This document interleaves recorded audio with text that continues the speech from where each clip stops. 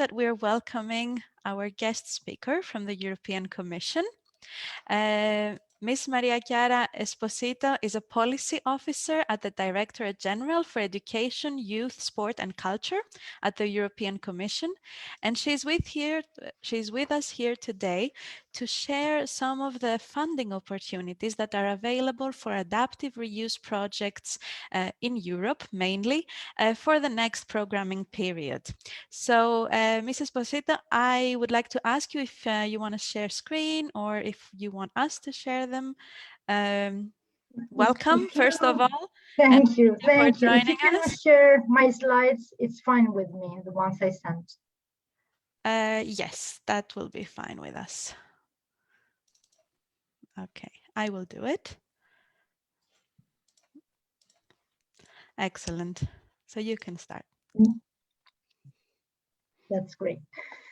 Thanks a lot for this invitation, first of all, and good afternoon to everyone. I am working at the unit on cultural policy in DG EAC, and I specifically deal with cultural heritage in the team of cultural heritage research, innovation, and sustainable development. So these are my main responsibilities in the team, and I come from a background on cultural policies linked to regional governance and to science policy as well for cultural projects, and I am a seconded national expert at the unit.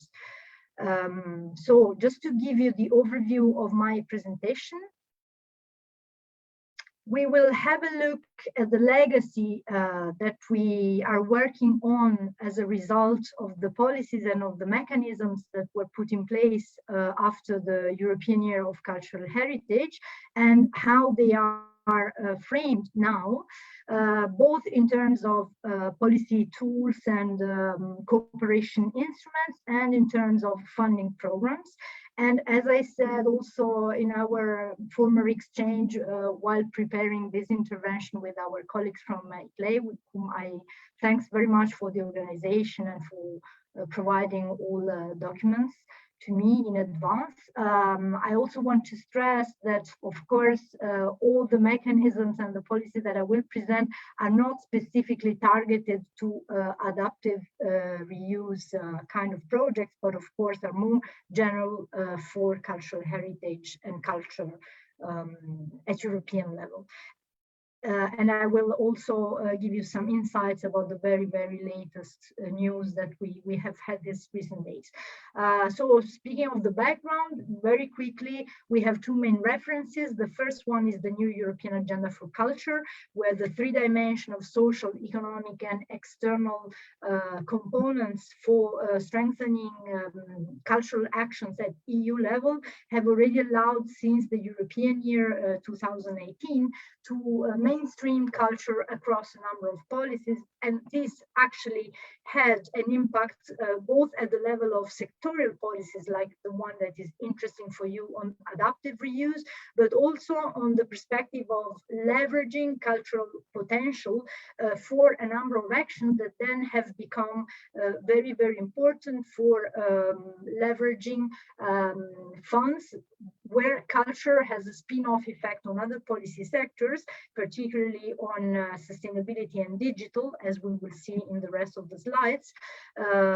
And this has, of course, had an impact on research and on issues that are for you at stake, like culture and buildings, culture and urban regeneration, and all this stuff.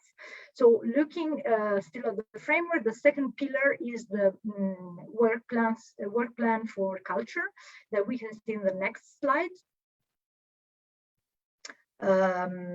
That is the one agreed by the Council, and that sets the framework of the political priorities under which our cultural programs are intertwined with each other. So as I was saying before, we see that out of the 6 priorities, sustainability is there in two ways. We have the first priority on sustainability in cultural heritage, which touches upon many, many issues that, of course, refer to the possibility to work on cultural related projects for sustainable buildings, for, as I said, urban regeneration, but also for thinking in terms of financing cultural heritage with a number of alternative funds. So this is a kind of specific pillar.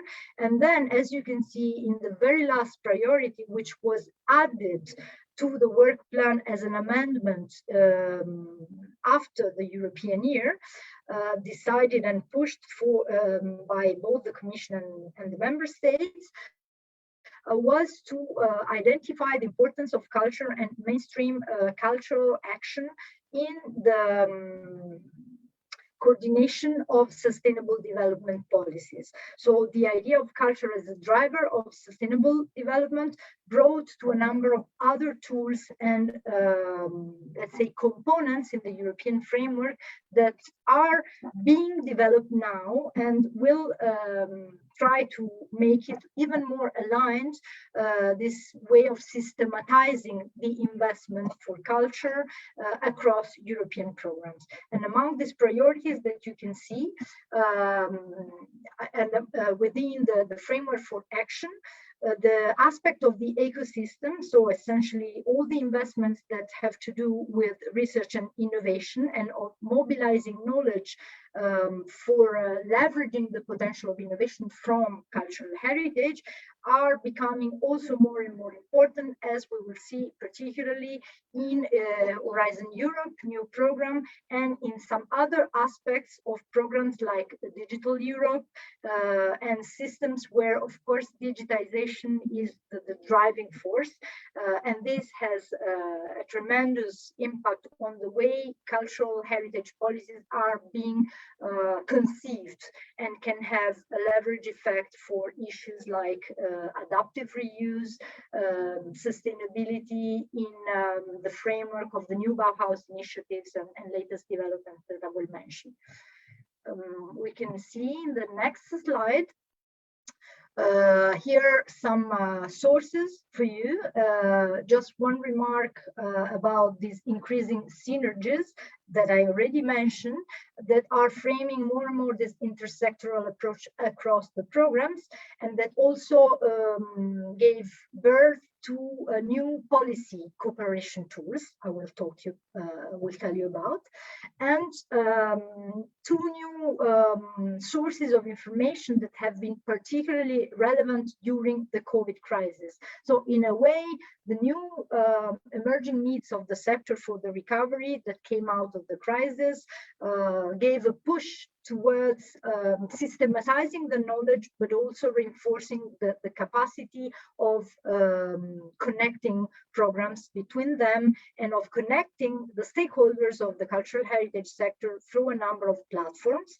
And the most important one on which we have invested a lot of energies since the COVID-19 crisis is the Creatives Unite platform, which is an open collaboration space where information is gathered from the sector and for the sector to upload and update all cultural policymakers and cultural practitioners on new funding opportunities, new collaboration projects, and new forms also of merging financial sources, like what you have been discussing today very much in terms of cooperation between the public and the private sector. So this is really a window of overview that I really advise you to monitor constantly. And we have also updated our page where all the things that I'm trying to summarize now with you today are well structured and available under different chapters. So if we look at this new cooperation tool, next slide, please, that I mentioned, this OMC, Open Methods of Coordination Group, we have the tangible result of this effort and of the revision under the work plan for culture that brought the amendment and to the inclusion of the cultural dimension for sustainable development. Because based on this, we have created this working group, which is composed of member states, experts. They work with the Commission, and they have started right this year to implement and translate into practical recommendations and guidance to member states, but also to, let's say, cultural policymakers in general terms, on how to foster the contribution of culture in these three dimensions of the sustainable development. So really focusing on all the aspects that are covered by the different numerous sustainable development goals, and that go in the direction of using culture as really the so-called missing pillar of the policy for sustainability towards social, economic, and environmental development. And as you can see here already in the adopted conclusions of the councils that were the basis for the creation of this group, the importance of well-being, growth, and urban regeneration were explicitly mentioned to really systematize the contribution of cultural policies through measures that can complement the other instruments that are already developed at European and national and local level to deliver sustainability. So through this OMC, we are working together in view of giving guidance to the member states to integrate better culture in their sustainable development policies, to use a number of tools that are being developed at international level, in particular by UNESCO, and also within the Commission by the JRC for measuring the implementation of the SDGs and for measuring the contribution of culture to this sort of implementation. And another important goal out of the mandate of this OMC will be to kind of steer new research perspectives that will be very, very relevant also to be integrated in the narrative of the future calls of the current work programs, of programs such as Horizon Europe and other ones, where more and more research for culture and cultural heritage towards the objectives of Green Deal, climate change, fight and climate action, and digital transformation are being designed. And we will finalize a report with recommendations towards the end of 2022 in parallel with the intermediary revision of the work plan for culture. So this is on the policy side. As far as the latest developments are concerned, and going more towards mechanisms and new calls and new programs, I just wanted to flag, in addition to the work of the OMC, the reference to the international scenario where we are working, as I said, in strong cooperation, in close cooperation with UNESCO under the 2021 International Year of Creative Economy, where we are mobilizing a number of projects whose results have already been shared through the works of stakeholders and networks, also in the international community, to make sure that also the effort that we do for creative economy in general, also in other programs and not just the ones that are targeted to culture and cultural heritage, can become integrated in the new policy and in the new programs for sustainable development. And this is very linked indeed to the new Bauhaus initiative. As I said, and as you have probably heard, this strong new movement that targets both, let's say, the inclusion side and the one of innovation is designed to foster sustainability through the driver power of arts and culture on one side and of technology on the other side. So under this angle, a number of developments are being really focused on combining existing policies, capacities and projects for cultural heritage, with projects that are more driven from science, from engineers, from designers, architects or technologists that are working together to frame not just the debate around the European Bauhaus, but also the funding opportunities that will be developed under this big new window, new initiative. And one of the first results has been the inclusion in Horizon Europe of a new topic that is integrated under Cluster 2 for research projects that will focus on the Bauhaus objectives. And I will give you some more details on this specific call in one of my other slides.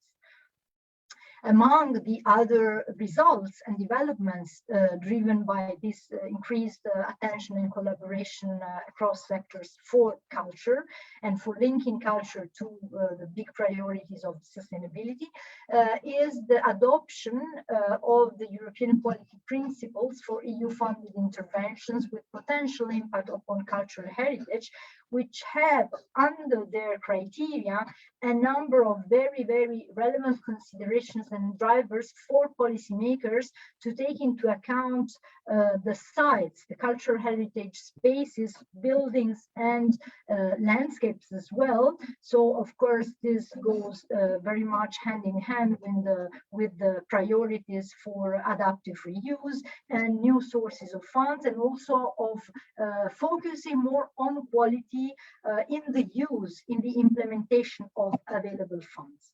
And linking to this, I just wanted to mention another line of engagement that we have worked on during this year, and the push from the Court of Auditors, which produced a set of recommendations towards better EU investments in cultural sites. You can see here the link to this report, that the court defined as a topic that deserves more focus and coordination. So out of this emphasis and inputs, which was also kind of a tough recommendations to all the institutions that are responsible for coordinating funds on culture, and particularly at the level of the regions and managing authorities, we have organized a first workshop that took place in January.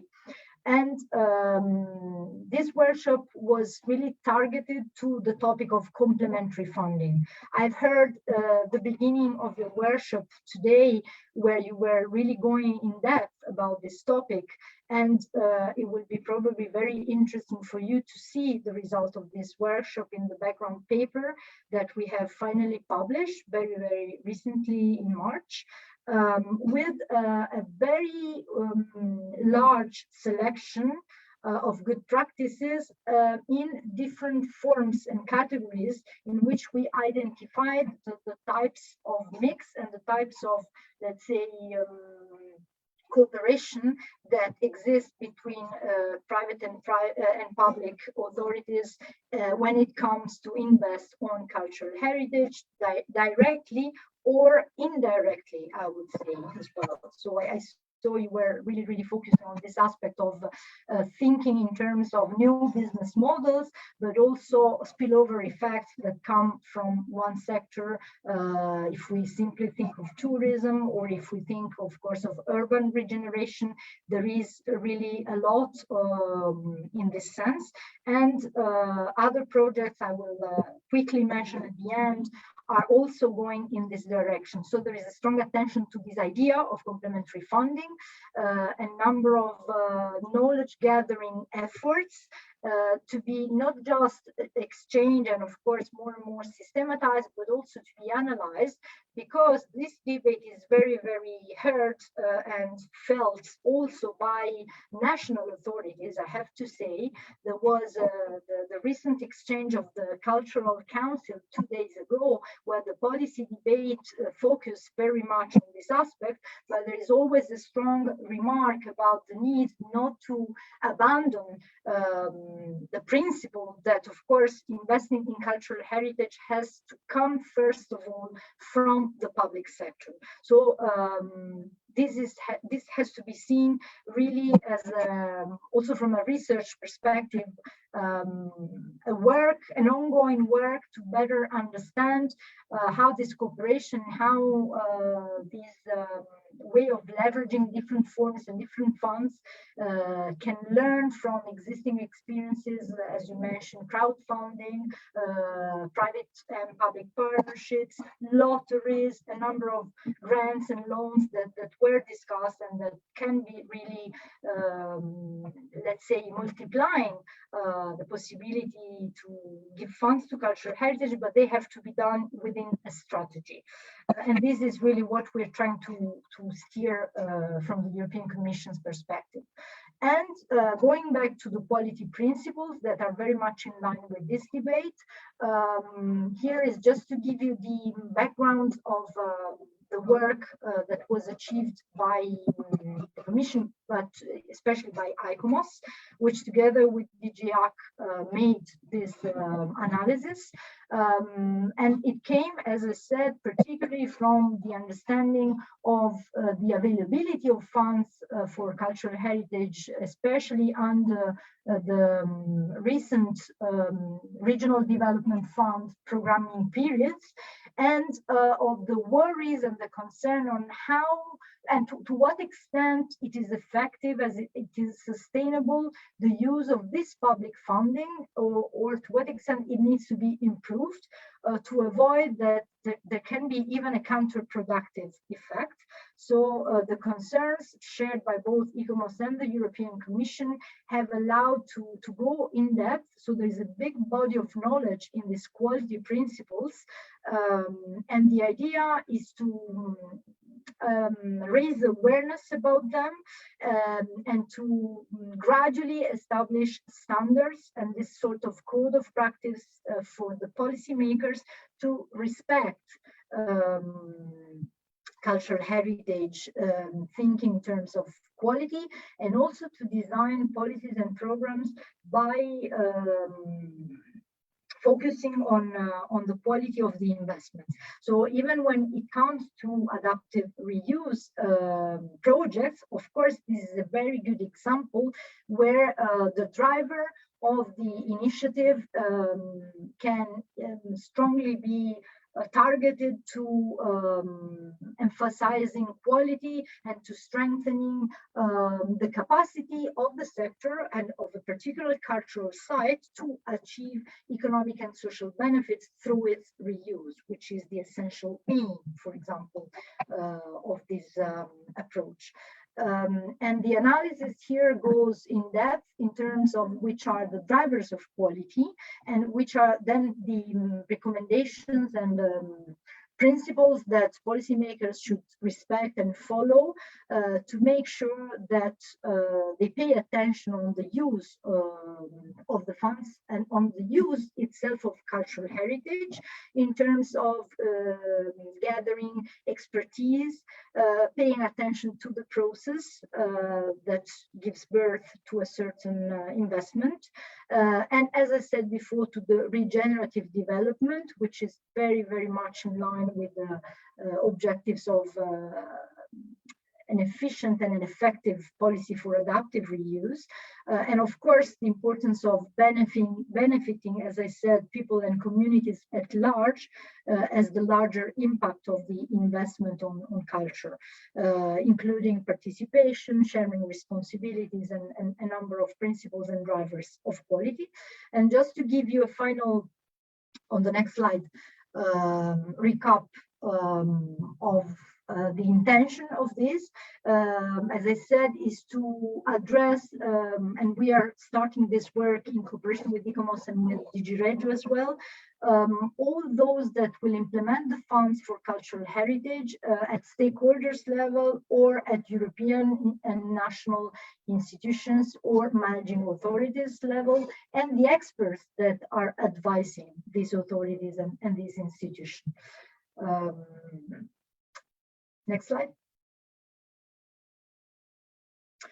So you will find a set of recommendations and a checklist of selection criteria.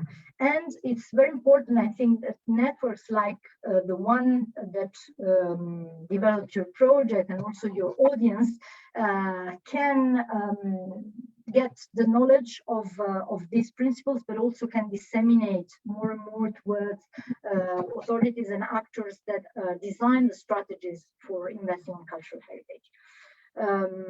As a consequence, if we move to the next slide,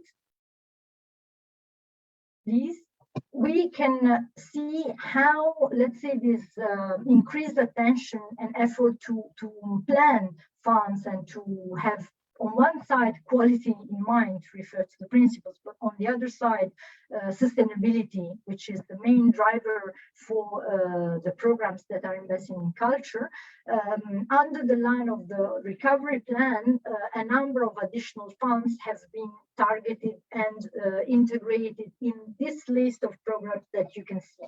The very, very fresh and super updated news is about the approval of Creative Europe yesterday by the European Parliament with 2.4 billion euro, which corresponds to 57% increase as compared to the program of the previous periods.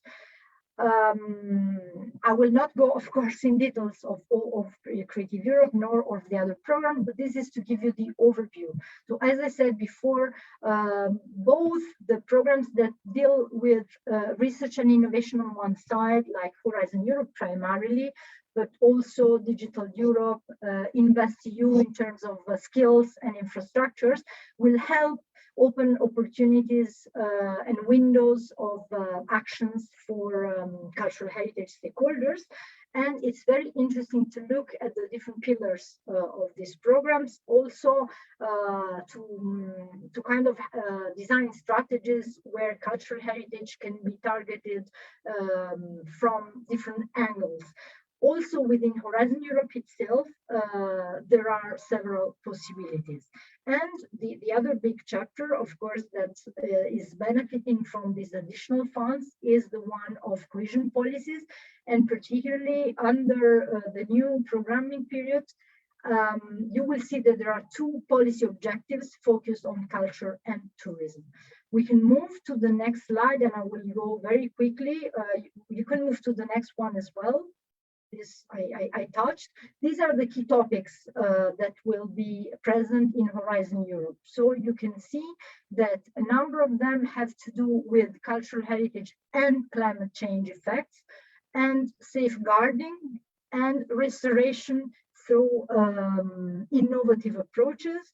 And on the other side, digital transformations, the new Bauhaus initiative, which I mentioned before, so sustainability in general, but also strengthening the competitiveness of the single subsectors after the COVID, with the help of the use of cultural heritage as drivers of climate action, and also the use, for example, of technologies and green materials for improving management and access to cultural heritage. This is the wide range of topics that you can find in Horizon, and you will find also the new knowledge and innovation community for CCIs that will be launched in June.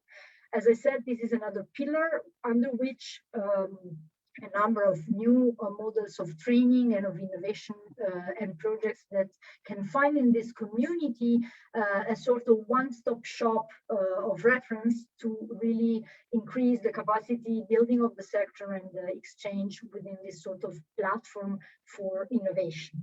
I think we are almost reaching the last slides. Yes, I think this is the very last one, which I wanted to mention as one example of a pilot project, a specific project that we supported under the last Creative Europe, which is run by DG EAC in cooperation with regional partners and networks. And one of the topics under which regions were called to present project ideas and peer learning visits was adaptive reuse of buildings for cultural heritage. So it's very interesting now to look at the catalog of the best practices, because it's really a huge source of information. And it will be also the basis for possible future pilots in terms of quality of interventions and participatory governance of cultural heritage, for not just new peer learning visits, as they should continue in the second phase, but also under the new Creative Europe program, where there will be more sectorial approach. So cultural heritage will also be dealt with not only through general cooperation projects, but more focused on subsectors, and sustainability, including reuse of building and green objectives, will be absolutely crucial and essential to that area of intervention.